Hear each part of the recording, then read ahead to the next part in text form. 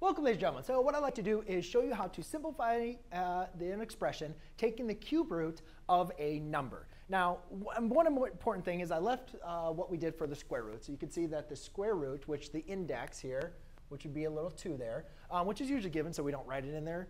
But the square root of x times x, which is equal to the square root of x squared, is just equal to x. And that's what we kind of call the identity element, because the square root and squaring are inverse operations. They undo each other. So therefore, the answer here is just x. Then what was helpful for those problems is I also listed some square numbers. 4, 9, 16. 4 is 2 squared. 9 is 3 squared. 16 is 4 squared. 25 is 5 squared, and on and on. Well, when doing cube, taking the cube root, we're going to be doing the same thing. We're going to want to use this identity element. The cube root of x times x times x, which is the same thing as the cube root of x squared, is just going to be equal to x, because the cube root and cubing the radicand are inverse operations. They undo each other.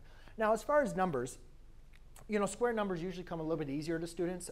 They're ones that you kind of remember from your multiplication tables, whereas cube roots can kind of grow. They start growing a little bit quicker. You can see that the cube root of 2, 2 times 2 times 2, I'm sorry, the cubing of 2, 2 times 2 times 2 is 8. 9 is 3 times 3 times 3, which is 27. 4 is 4 times 4 times 4, which is 64. And you can go on. Now, I stopped at 7 because for this problem, we're not going to go anywhere higher than 7. But you can see that. Actually, we're not even going to get into 7. But you can see as we keep on going with larger and larger numbers, it can get very big. So depending on what types of problems you're working on, you might want to continue finding the rest of the cubes of each of 2 through 10, so forth.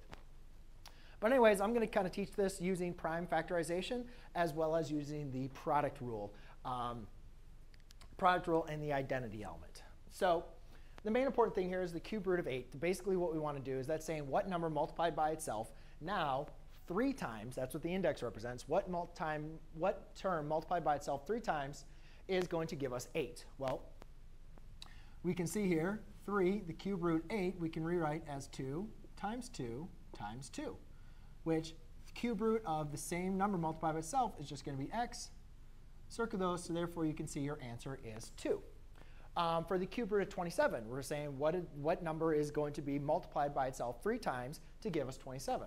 Well, again, in the same respect, we can look at that. Now, you can obviously see I already wrote the answer up here for all these first 4 problems.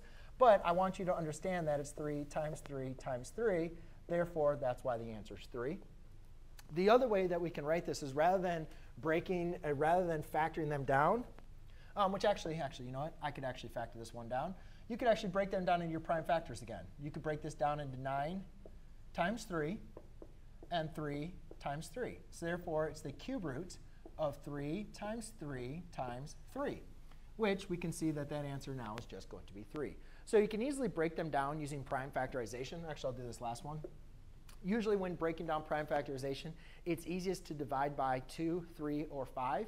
If that doesn't work, then start moving up to other prime numbers, such as 7 or 11. But usually 2, 3, and 5 are going to be your easiest numbers to divide when prime factorizing. And again, prime factorization is to write a number as a product of its primes.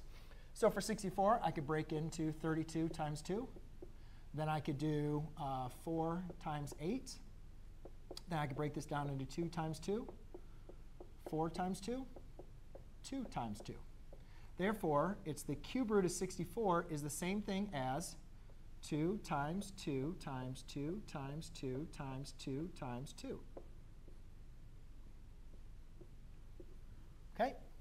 Where now, if you're looking at this, we can only take out groups of 3, right? Because that's what our identity element, 3, x times x times x. The cube root of x times x times x is x. So the cube root of 2 times 2 times 2 is just going to be 2. Cube root of 2 times 2 times 2 is just going to be 2. 2 times 2 is equal to 4. Remember this other product rule. Basically, you can do these separately because the square root of m times n is equal to the square root of m times the square root of n. OK, so prime factorization works great. Obviously, you can either your answers break it out like that or actually prime factor them. But you can see it kind of takes a little bit of time. So I prefer to also look into seeing if we could write the terms as far as cube numbers. And these are your main cube numbers that you're going to be able to have. And so you see that 125 is the same thing as 5 cubed, because 5 squared is 25, 5 cubed is 125. So if I rewrote this as the cube root of 5 cubed, I see that the cube root of 5 cubed is just going to leave me with an answer of 5.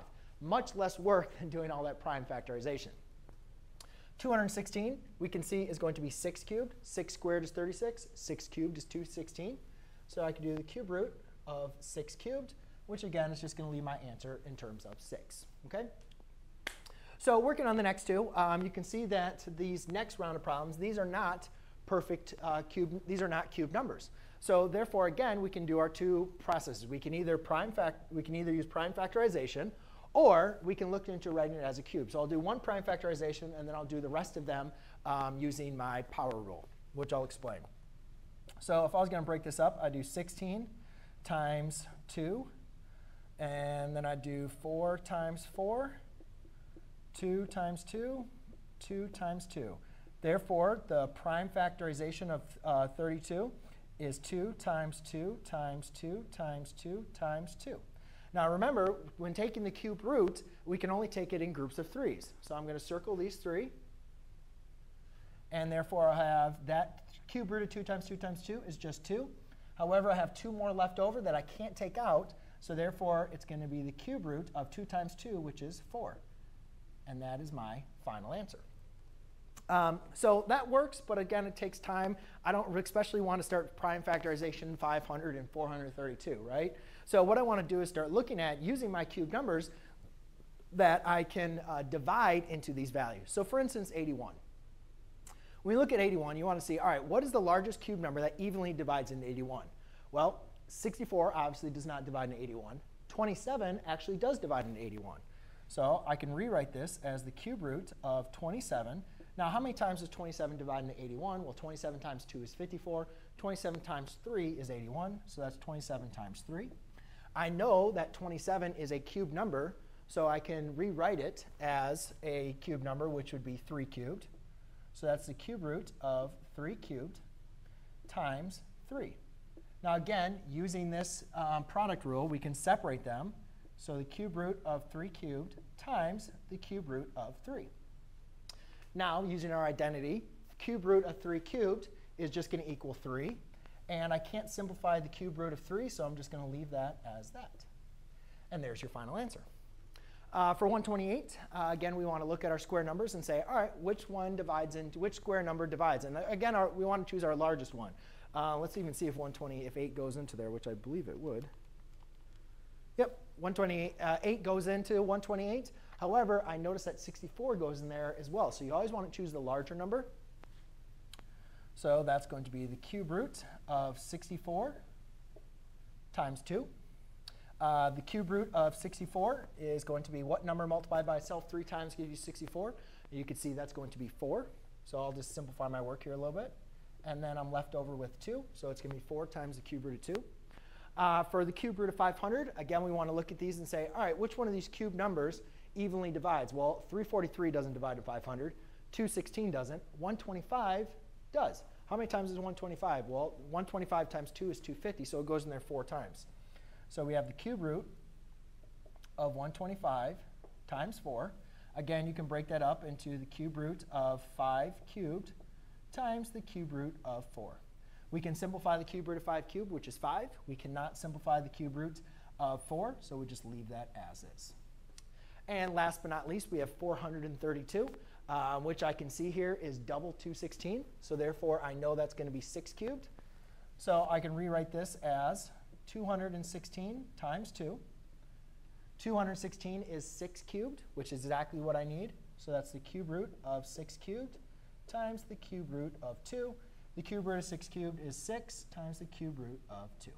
So there you go, ladies and gentlemen. That is how you simplify the cube root of numbers. Thanks.